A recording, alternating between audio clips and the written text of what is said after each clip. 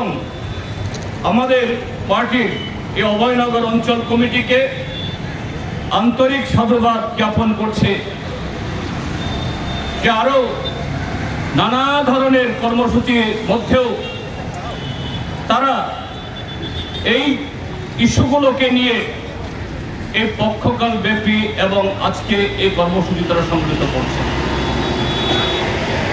বন্ধুগণ, এটা শুধু এই অভয়নগরের সমস্যা না, আজকে গোটা আগরতলা মিউনিসিপাল কর্পোরেশন এলাকার সমস্যা। আমরা জানি, আমরা এই ত্রিপুরাজ্যের মানুষ, আগরতলা শহরের মানুষ আমরা গর্বিত আমাদের এই রাজধানী শহরকে নিয়ে। এই উত্তর পূর্বাঞ্চলের প্রাচীনতম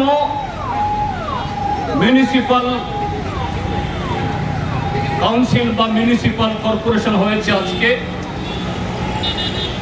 গুয়াহাটি, শিলচর, শিলং, ইম্ফল, ইটানগর, তারও বহু আগে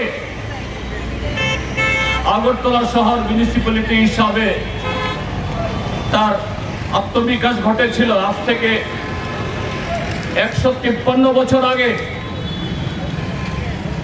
কিন্তু সেই সময়ে তখনকার জনসংখ্যার নিরিখে, তখনকার সভ্যতার যে স্তর, সে নিরিখে মাত্র ওদিকে হাওড়া নদী, এদিকে কাটাখাল, তার মাঝখানে 1000 লোকের জন্য এই পরিকাঠামো তৈরি করা হয়েছিল।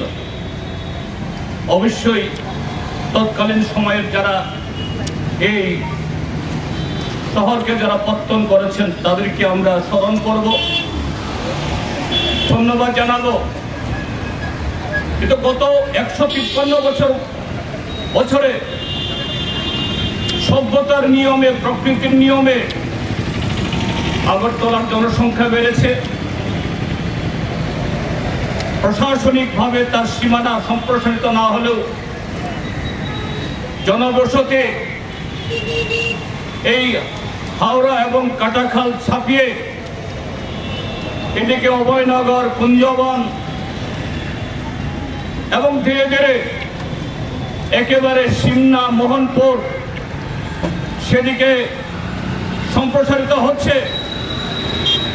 তো প্রগতিশীল যারা শাসক কুল বিভিন্ন সময়েতে যারা এসেছেন এবং গেছেন পৃথিবীর সমস্ত প্রান্তে, তার দায়িত্ব সভ্যতার সাথে তাল মিলিয়ে মানুষের প্রয়োজনকে মাথায় রেখে তার সাধ্যের মধ্যে দাঁড়িয়েও কিভাবে এই নগর পরিকাঠামো তথা নাগরিক পরিষেবার নতুন নতুন দিক এটাকে সংযুক্ত করা যায় এবং সহজলভ্যভাবে